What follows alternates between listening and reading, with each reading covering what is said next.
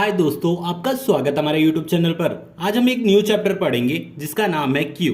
तो चलिए बिना देरी किए वीडियो स्टार्ट करते हैं। A queue is a linear data structure that follow the first in first out FIFO principal.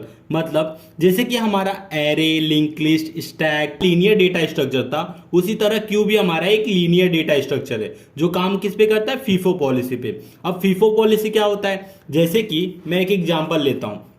जैसे कि ये टिकट काउंटर है। क्या है? टिकट काउंटर है।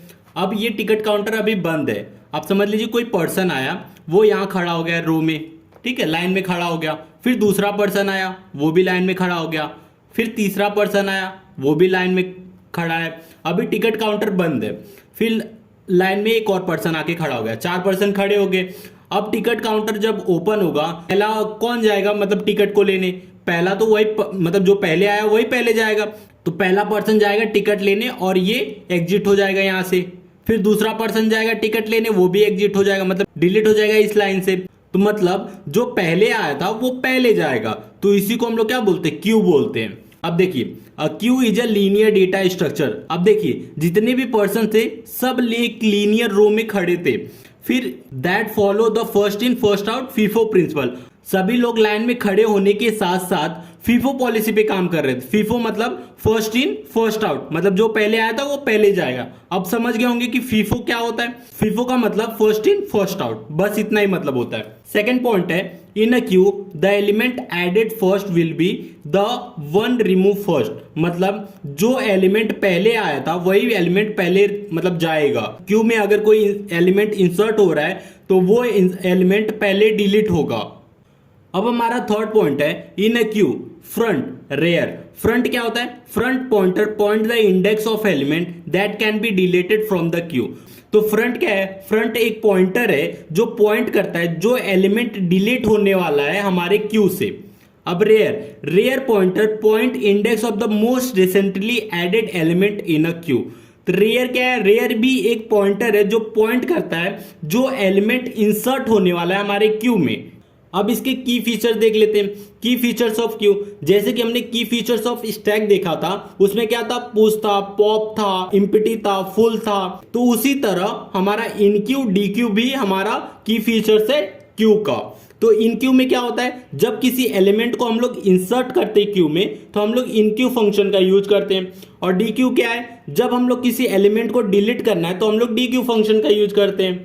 अब हम लोग यूजेस ऑफ क्यू देख लेते हैं। क्यू का यूजेस क्या है? Job scheduling. देखिए रैम में बहुत सारे प्रोसेस होते हैं। अब सारे प्रोसेस को आप सीपीयू पर एक साथ शेड्यूल नहीं कर सकते, इसके लिए होता है क्यू। क्यू क्या करेगा, जो प्रोसेस पहले आया उसको पहले जाने देगा, ठीक है। तो ये होता है जॉब शेड्यूलिंग। मल्टी प्रोग्रामिंग, अब देखिए बहुत सारे प्रोसेस सेकेंडरी मेमोरी से रैम में आते हैं, बहुत सारे प्रोसेस। अब बहुत सारे प्रोसेस को मैनेज कौन करेगा? क्यू से हम लोग मैनेज करते हैं। इसी तरह नेटवर्क में भी हमारा क्यू का यूज होता है। अब हम लोग जो फ्रंट और रेयर जो पॉइंटर लिए थे उसको अच्छी तरह समझते हैं कि मतलब ये बोलना क्या चाहता है कि क्यू से क्या रिलेशन है इसका। अब ये देखिए, इनिशियली जो हमारा फ्रंट और रेयर जो पॉइंटर है उसके इंडेक्स में हम लोग क्या करेंगे, -1 डाल देंगे। क्यों डालेंगे?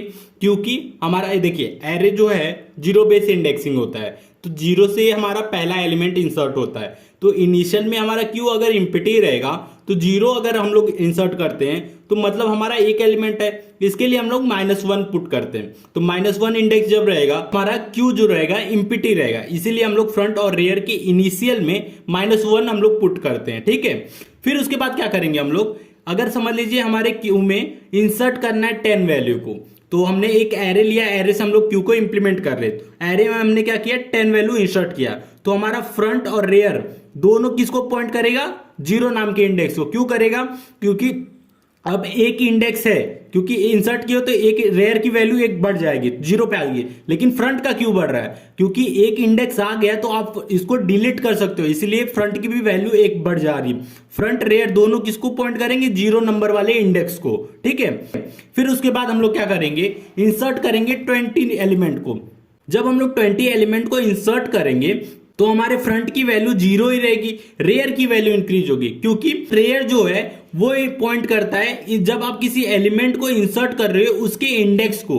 तो जब आप 20 एलिमेंट इंसर्ट करोगे तो रेयर इसको पॉइंट करेगा, फ्रंट जो डिलीट करने वाले उस एलिमेंट को, फिर अगर आप डिलीट करोगे 10 वैल्यू को, समझ लीजिए 10 वैल्यू अगर डिलीट करते हो, क्योंकि जो पहले आता वही डिलीट होता है क्यू में, तो सेम इसी तरह अगर डिलीट करते हो 10 को तो फ्रंट की वैल्यू 1 हो जाएगी। क्यों हो जाएगी? क्योंकि आपने 0 को डिलीट कर दिया, तो फ्रंट किसको पॉइंट करेगा? 20 को पॉइंट करेगा, इसलिए फ्रंट की वैल्यू क्या हो जाएगी? 1 हो जाएगी, और रेयर की वैल्यू 1 तो है ही। ठीक है, वीडियो अच्छा लगा तो प्लीज वीडियो को लाइक और हमारे चैनल को सब्सक्राइब कीजिए।